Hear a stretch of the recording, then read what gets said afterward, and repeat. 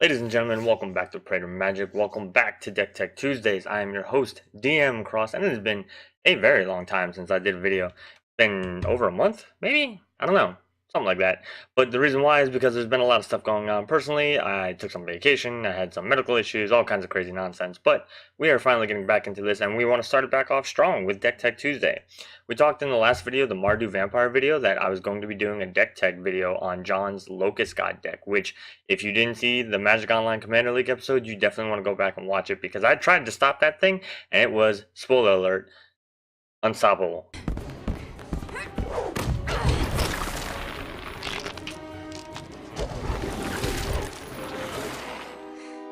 Don't you know who I am? I'm the Juggernaut! It didn't happen. I didn't stop it.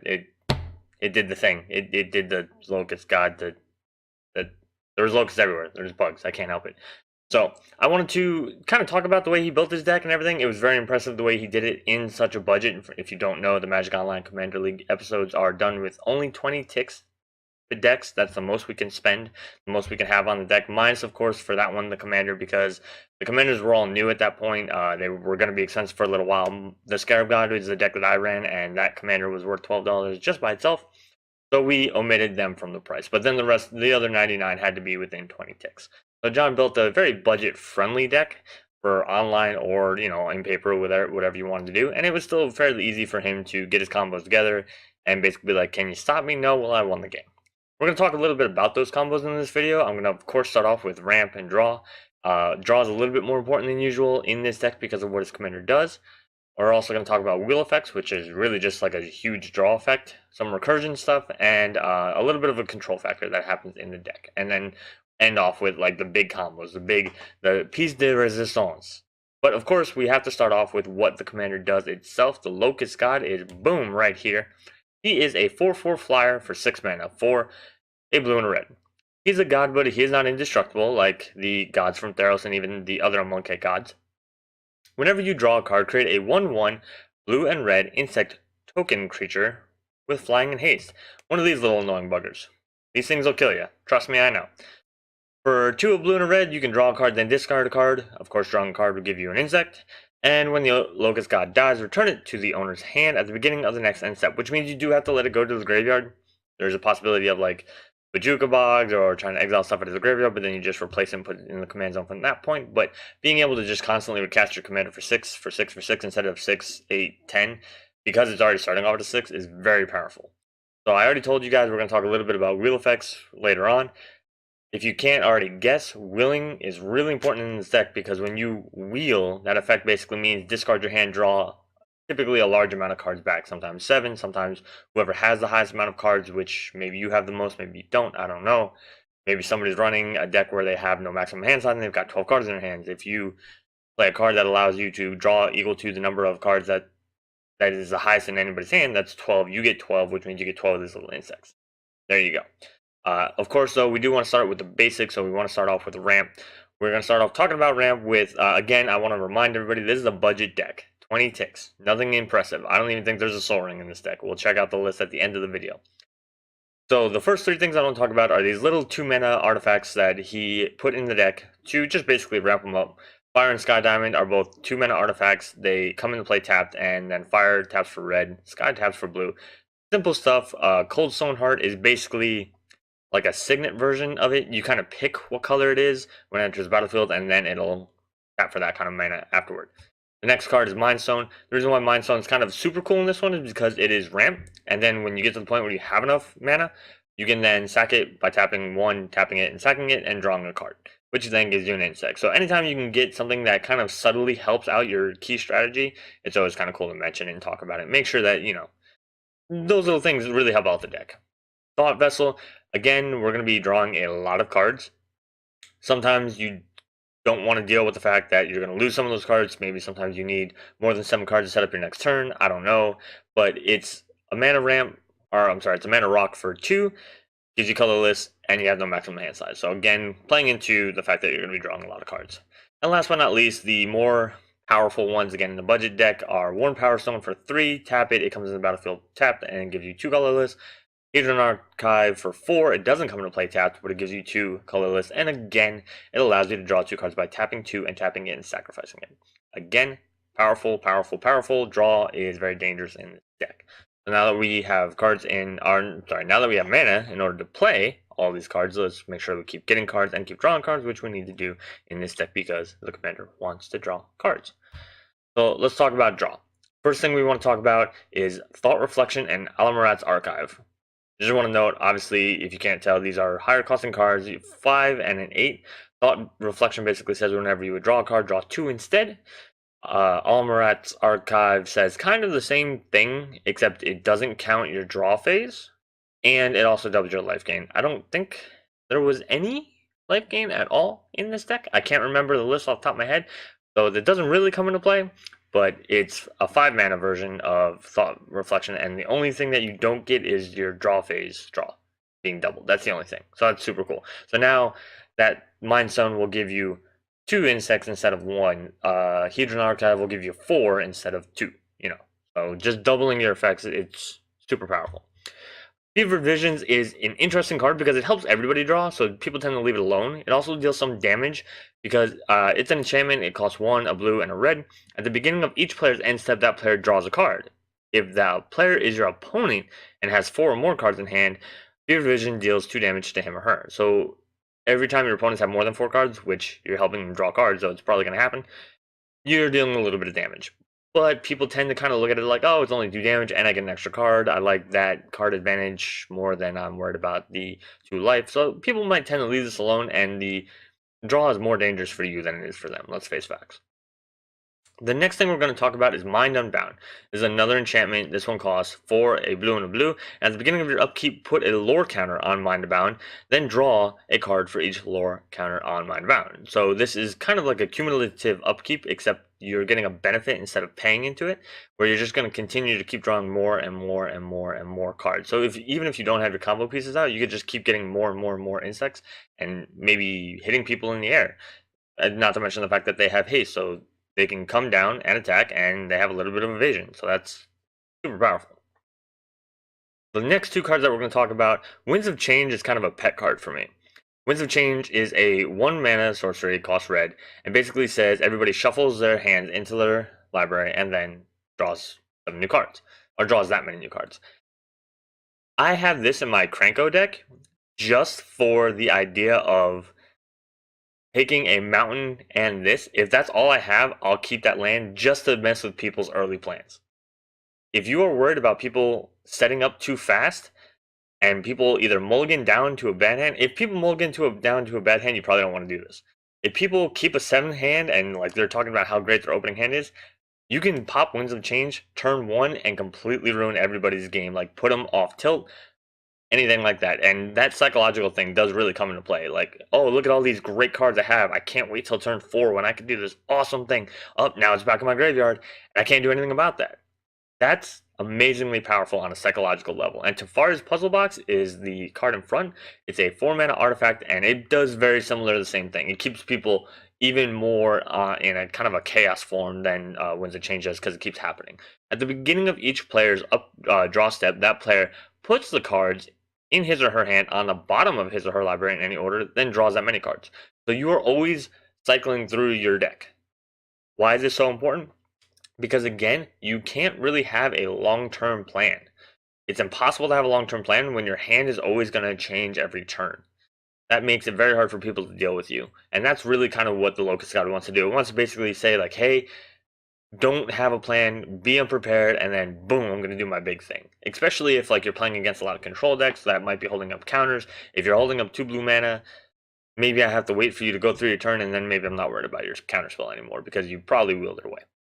So we've ramped in, we've got mana. We are now having a lot of draw in to get into our combos, because that's really what these kind of things do. These aren't the combo pieces, but they help draw into the combo pieces, and that's what we're worried about. But before we get to the combo pieces, let's talk about controlling other people during their turns. The first way that we're going to do that is with simple little counter spells. You can run regular counter spell and cancel and everything else. Disallow, something like that's probably too expensive for a 20 ticks budget. So we have stuff like Dissolve, which it is a counter that allows you to scry. So basically allows you to set up your next turn. 1, a blue and a blue, instant, counter target spell, discard 1. Disrupt is 1 blue, instant, counter target instant or sorcery spell unless its controller pays 1. So it's good for early because it's so cheap, and the fact that you have to pay 1 a lot of times in the beginning of the game, like turn 3, I'm probably putting out, let's say, a Darksteel Ingot or a Commander Sphere. I don't have a 4th mana to pay keep that out. Or turn 4, I'm trying to play a Crypt Gas so that my swamps and my mono black deck are going to give me 8 mana so I can cast Razaketh next turn. I don't have 1 more mana. I only have 4 because that's the turn I'm playing my Crypt Gas on. This is great. And then, of course, you get the draw card, which we've already talked about why you want to draw cards in this. The next 3 cards are a little bit more big impact cards. Aetherize for 3 and a blue at instant speed, return all attacking creatures to their owner's hand. Washout is 3 and a blue at sorcery speed, return all cards of a chosen color. You pick a color and you say all those creatures go back to your hand.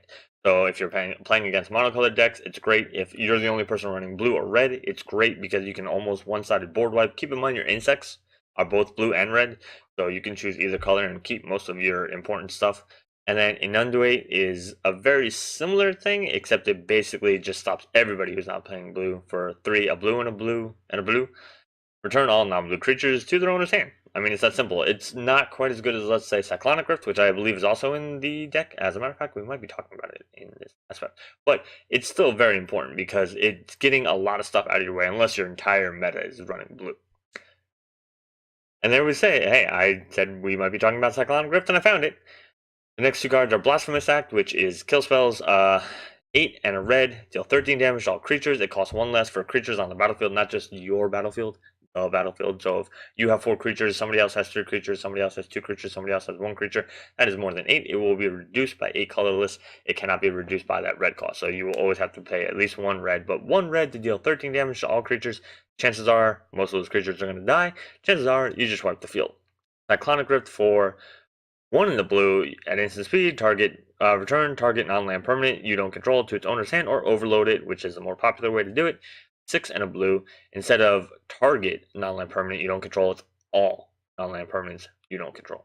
So basically just everybody else's field goes away, you're left fine for 7 mana. It's a big cost, but the fact that it's also instant speed, I can't tell you how many times I've won a game because I've let somebody go to their end step, cast Cyclonic Rift at the end of their turn, and went about with my turn for the win. The last cards that we're going to talk about are going to be Propaganda and Heatstroke. Propaganda is a enchantment for 2 and a blue. Creatures your opponents control. Basically, creatures can't attack you unless their owners pay 2 per creature. So it's a defensive card where if somebody's trying to swarm you with lots of little tokens like a goblin deck, it becomes very hard because typically they don't have enough mana to spend like 2 mana to deal 1 damage. It's going to take forever for that to happen. Heatstroke is something kind of similar. For 2 and a red, it's also an enchantment. At the end of each combat, destroy all creatures that blocked or were blocked this turn. Your creatures tend to have flying because they are the flying insects, so if they get blocked also, they're 1/1s, they're probably going to die anyway. If they don't get blocked, then they're going to go through, and that's going to be fine. And if you block, they were probably going to die anyway, and now you could chump block, essentially, and kill creatures. It's almost like giving your guys Death Touch. In red, which is no, it's not very rare, or it's not very common at all. It's a pretty rare idea to have red Death Touch. So that's kind of what this is, and it also makes people think twice about attacking, and that's good. You don't want people to even think about attacking you, so you turn around, you put this out, and they're like, it's not profitable anymore for me to attack you. So the next thing that we're going to talk about is going to be the wheel effects. Wheel effects, again, are put your cards either, kind of like When's the Change was, put cards either back into your library and then draw that many, or shuffle your hand in and draw that many, whatever the case may be. Or sometimes it is straight discard your hand and then draw. So there's only a few of these in the deck. The really good ones tend to be a little bit more expensive. But the first one that we're going to talk about is Reforge the Soul. I want to talk about Reforge the Soul first because it's a miracle card. I like Reforge the Soul because it can be very good when it's the card you need, but the fact that, well, let's talk about what the card does. So for 3 red and a red, it's a sorcery. Each player discards his or her hand, then draws 7 cards. That's exactly what I'm talking about when I say wheel effects. Now for Miracle, 1 and a red, you may cast this card for its miracle cost when you draw it if it's the first card you drew this turn. So basically, if it's the first card you draw in your draw step, you can then play that for this reduced cost. That's why it's kind of the weakest one. It can be super good. It can only cost 2 mana, but it could also be in your opening hand after you've already mulliganed down to where you don't want to mulligan again, but you're stuck with this thing. Hopefully you can wheel this back into your deck and get it later, but there's just situations where it's not the best thing in the world. It's not a bad card, but it is a little bit more situational than some of these other ones. Kind of like Windfall. Windfall always costs 2 and a blue. It's a sorcery. Each player discards his or her hand, then draws cards equal to the greatest number of cards the person discarded this way.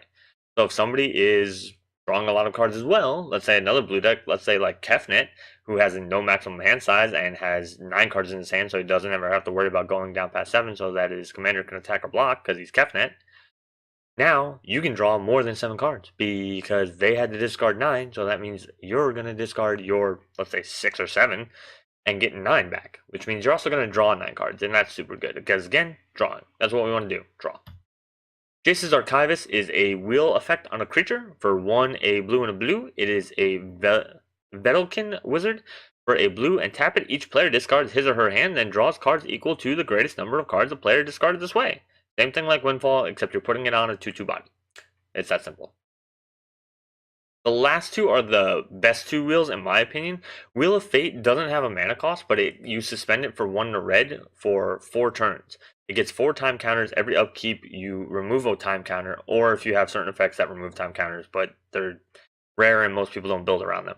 But when eventually you remove that last time counter, you get to cast it then. So basically, on turn 2, you can suspend this and say, in 4 turns, I'm going to wheel. So you have 4 turns to set up your field to hopefully have the Locust God on the battlefield so that you can then wheel your hand and get your 7 creatures when you draw. I believe it is everybody discards and draws 7 for that one. Wheel of Fortune, the original wheel, 2 and a red, sorcery, everybody discards, everybody draws 7. Super good, super effective, classic. So, wheel effects, that's all we have. However, of course, there's always a danger to wheel effects. You never want to get to a point where you have wheeled so many cards that you don't have resources left. Keep in mind that you can mill yourself. You can deck yourself out. So because of that, we have the next category, recursion. I don't mean recursion the way we normally do in a deck where we're trying to bring creatures or something back from the graveyard to the battlefield. What I'm talking about is trying to put stuff from our graveyard back into our library. The weakest kind of recursion, I guess, because once it's in your library, unless you're tutoring a lot, you can't guarantee you're going to get those particular cards back that you need. But for this, it's important for this deck because you're going to wheel through your library very quickly. Diminishing Return is a sorcery for 2, a blue and a blue. Each player shuffles his or her hand and graveyard into his or her library. You exile the top 10 cards of your library, then each player draws up to 7 cards. Long story short, it is a recursion that you lose 10 cards out of your library. In Commander, that's not terrible because that's only 10% of your deck total.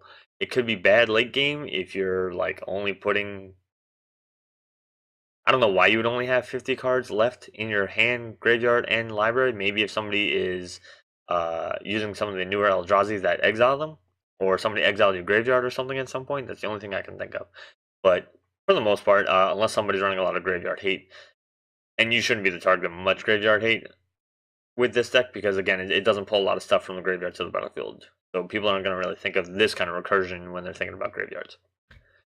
Time Reversal is 3, a blue and a blue. It is a sorcery. Each player shuffles his or her hand and graveyard into his or her library and then draws 7 cards. Exile Time Reversal.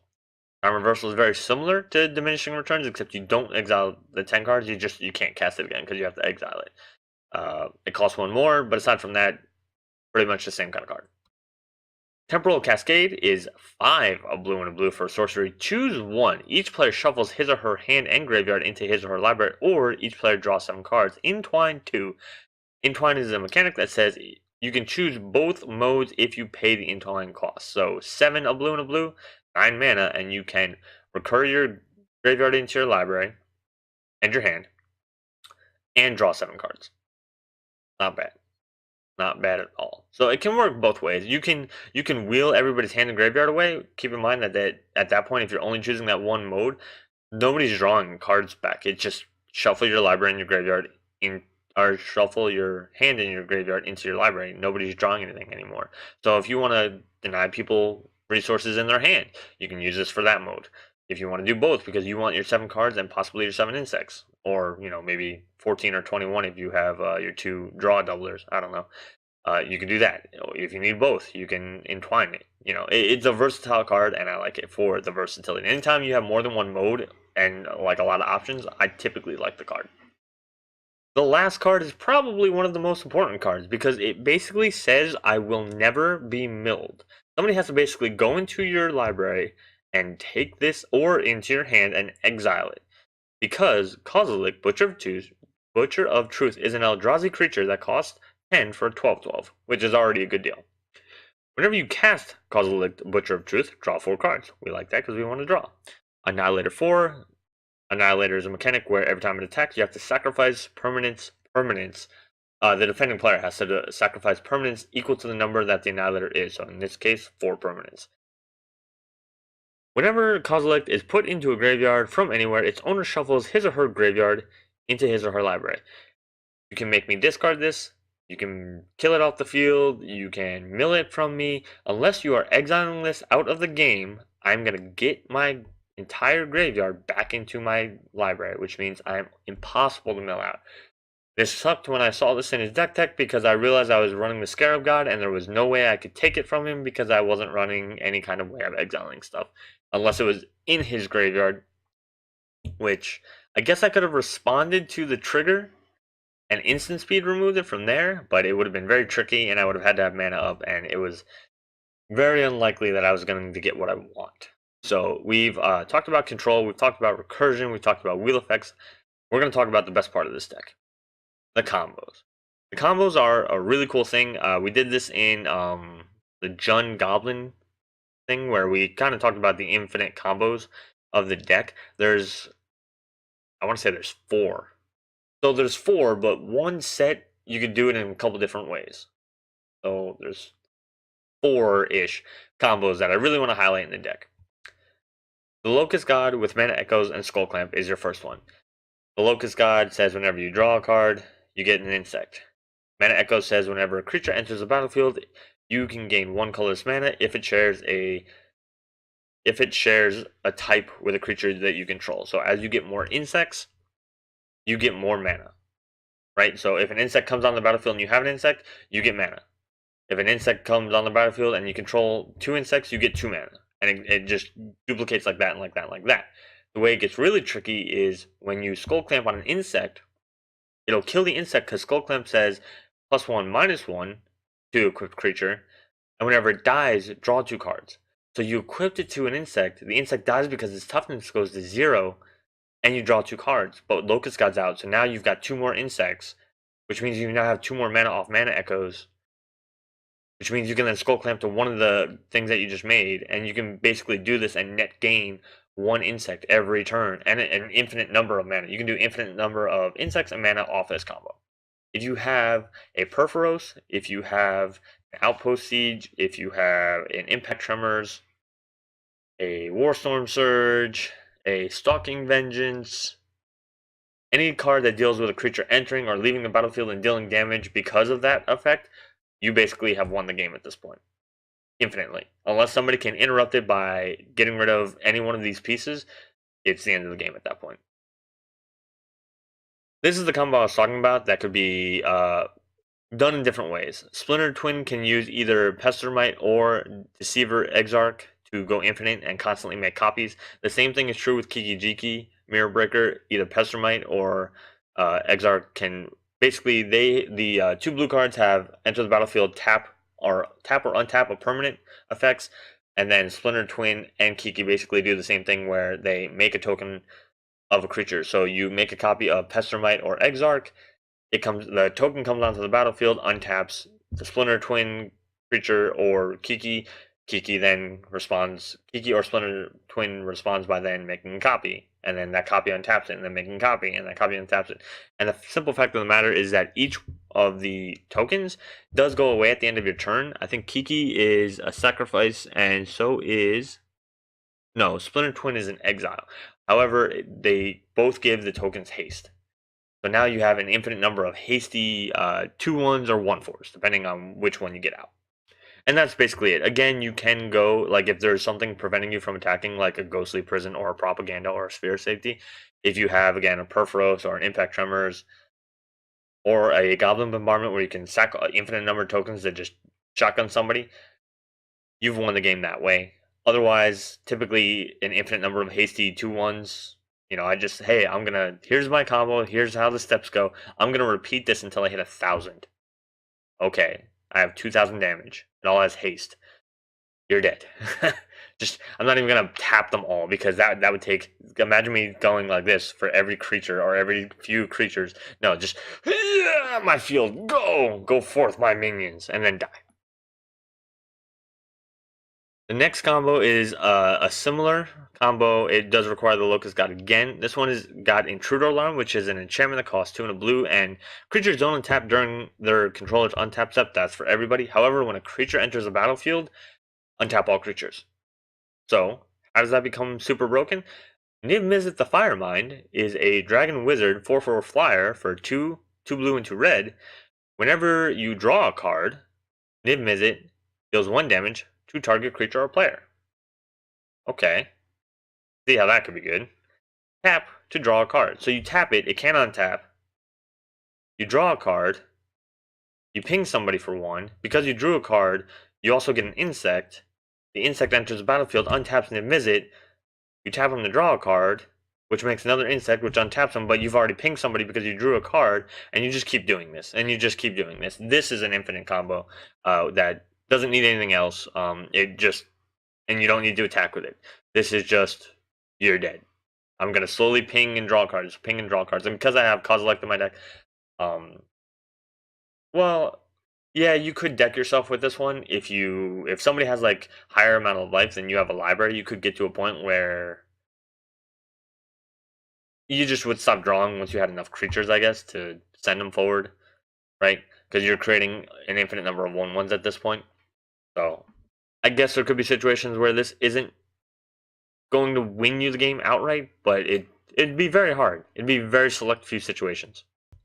And then the last one is a 2-card combo. It's pretty famous. Once you guys saw Niv-Mizzet on the right, you probably should have seen this one coming. Curiosity and Niv-Mizzet work pretty similarly. Curiosity, whenever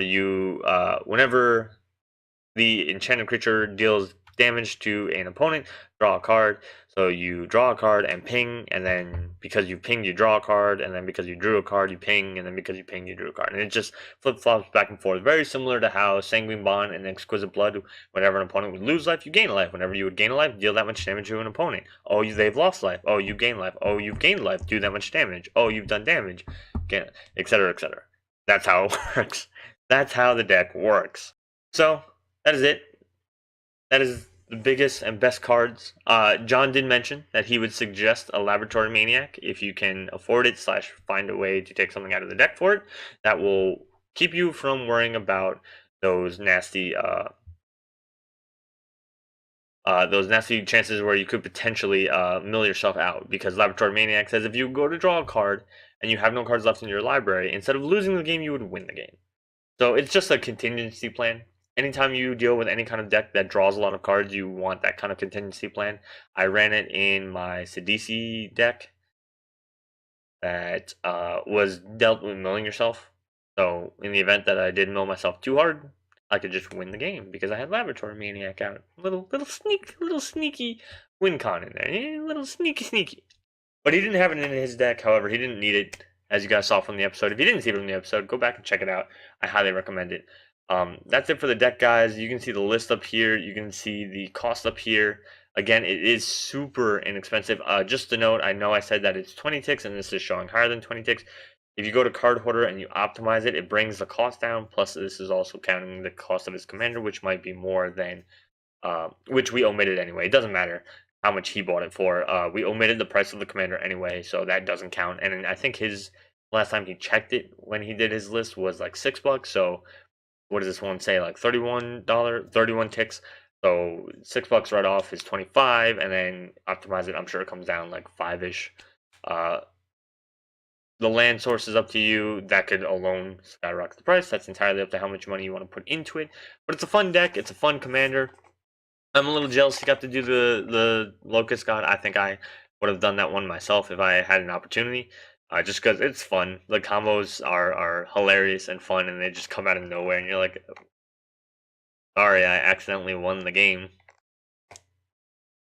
But that's all, guys. That's it for this deck tech. I'm not quite sure what the next deck tech is going to be. I have a couple ideas, and I'm trying to decide on it, but I'll surprise you.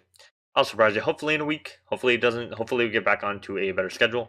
Before I go, I want to remind you guys that we are getting very close to our 50 subscribers. So that means our first duel deck is going to be going out. Our Blessed vs. Cursed duel deck. When we hit 50 subscribers, we will find somebody who has tweeted out one of the MagicOnline Commander League links on Twitter with the hashtag MOCL.